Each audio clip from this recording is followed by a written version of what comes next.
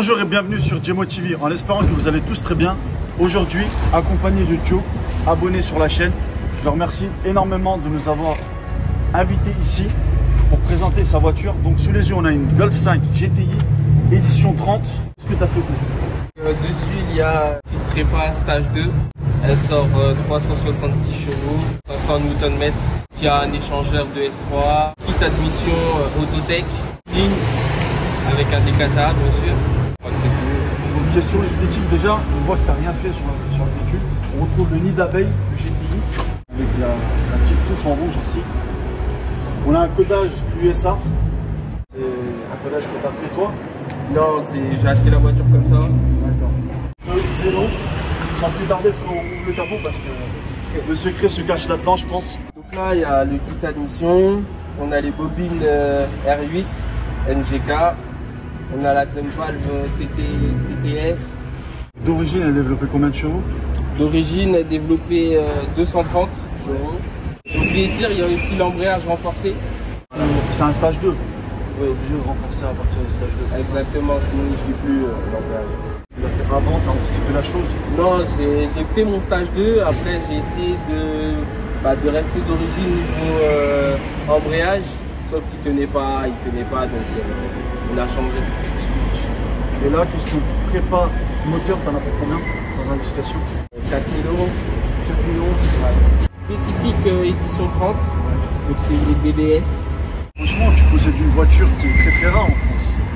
C'est pas à la portée de tout le monde de voir des éditions 30. Moi, personnellement, je connais des Golf 5, essence, diesel, mais des éditions 30, c'est la première fois que j'en vois. Pour le réservoir, elle contient 55 litres et une consommation.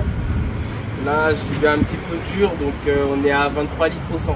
23 litres. Franchement, c'est énorme. C'est énorme. Et ça, c'est par rapport à la reprogrammation, tu dis? C'est ça, plus on appuie et plus ça consomme. Hein. Elle a soif. Elle a soif.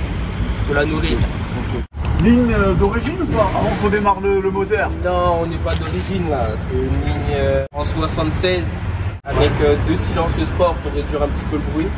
Ça va, c'est assez confortable entre guillemets. Ça marche. Tu peux conduire tout ça en confort, comme si tu veux embêter un peu les personnes qui sont à l'extérieur. Avec, tu fais des retours? Non, pas trop de retour. Pour le panneau de porte de cette Golf 5 GTI édition 30, on retrouve ici du cuir, surpiqûre grise, 4 vitres électriques, seuil de porte avec l'inscription édition 30.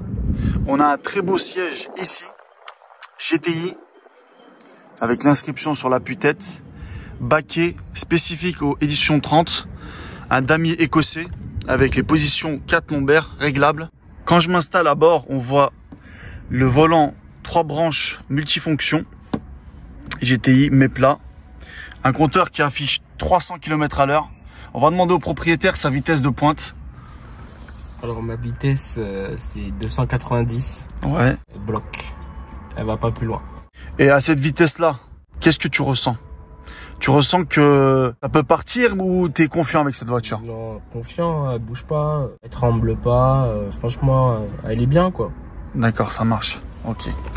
Ici sur la console centrale, on retrouve un grand écran tactile avec une climatisation bizone, boîte 6.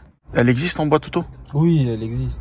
D'accord. Elle me prend moins en couple. Voilà, tu montes facilement jusqu'à 7500 tours. C'est ça. Qu'est-ce que tu peux lui reprocher à l'intérieur qui vieillit mal? Le ciel de toit, Ouais. c'est vraiment la maladie sur toutes les Golf 5. Console assez fragile qui s'abîme à cause des porte-téléphones. Le siège au niveau des lombaires, le siège conducteur, à force de s'asseoir, de monter, de descendre. Ouais, c'est de l'usure. C'est de l'usure quoi. Après, pour une voiture de 2007, ça va. D'accord. Donc là, on voit l'inscription édition 30. Qu'est-ce qui change entre l'édition 30 et la GTI normale? Tout ce qui est siège, Ouais. nous n'avons pas les mêmes sièges. Les écritures, les rappels. D'accord. Sur le seuil de porte aussi. Les jantes et le bloc moteur et la lame. Donc les jantes, origine GTI combien?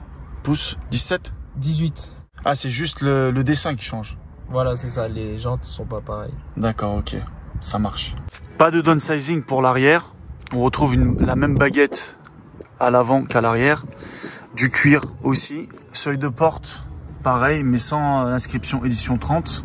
On voit que les sièges arrière, ils sont baqués. Et puis là, on retrouve l'appui-tête énorme pour bien maintenir la tête. Parce que le conducteur, quand tu montes à bord à côté de lui, il est là, il casse des nuques. Vous verrez ça lors de l'essai. Ici, on retrouve un accoudoir central. Et puis voilà les frérots. Ouais, c'est... D'accord, ok. Ça commence quoi.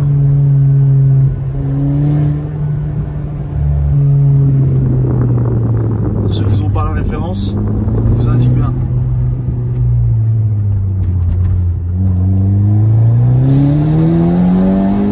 Tiens. On dirait à partir d'un certain tour, elle crache. Elle crache son venin quoi. Ouais, tu vois ce que je veux dire? Bon, un gros big up à nos amis voyageurs. Toujours des gros bolides. Tu payes combien d'euros d'assurance? Alors au tout début j'étais à 150 et après au fur et à mesure ça baisse avec le bonus. Bien sûr. Et sans indiscrétion, ça c'est ta combienième voiture? C'est ma troisième. Alors j'ai eu une petite Mégane 2 pour faire sa main. Mégane 2, ouais d'accord, je vois. Après je suis passé à une Ibiza 6L. Ouais. Avec une petite prépa et j'ai pris celle-ci après. Et toi, qu'est-ce que tu ressens quand tu conduis cette voiture? Tu te sens, quand elle pousse comme ça, t'es là, tu te dis ouais, elle pousse bien ou... Ouais, elle pousse bien, franchement, elle pousse bien. Après, voilà, on n'est pas des pilotes. Ouais. Mais d'ailleurs, elle a dit qu'il faut faire le plein. Voilà, c'est ça. Ça marche.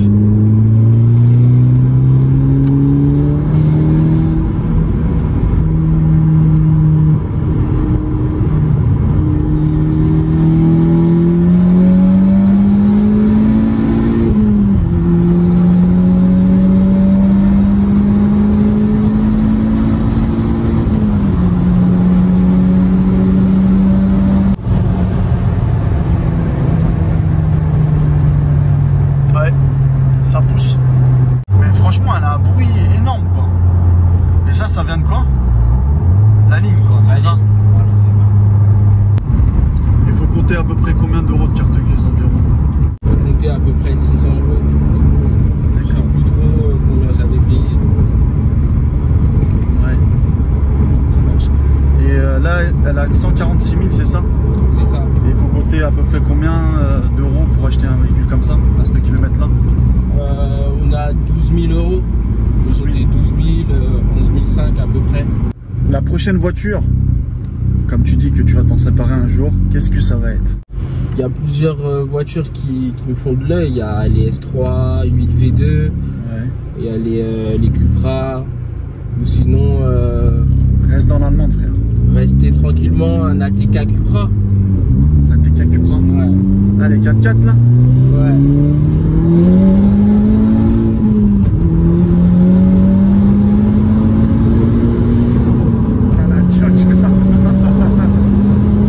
Ouais frère, c'est moins de 18 ans. C'est un truc de fou. On a de la chance qu'il fait beau aujourd'hui parce que sol mouillé ça tient énormément. Ouais.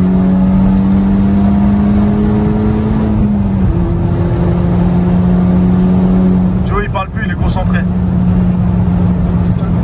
Après il faut pas trop tartiner non plus, donc ça va, ça tient quand même bien la route. Une question très fatale aussi, est-ce que tu t'es fait des frayeurs? Ouais, après voilà, c'est le jeu, hein. Faut faire attention aux autres. La modification à faire après cette performance que tu as effectuée, tu penses que ça serait le freinage? Ouais, ça serait le freinage, améliorer le frein. Parce que à l'endurance, je tiens pas spécialement la route quoi. Ça marche. Mais ça freine déjà très très bien. En espérant que cette vidéo vous a plu, moi c'était un plaisir. Merci beaucoup Joe de nous avoir invité à cette voiture.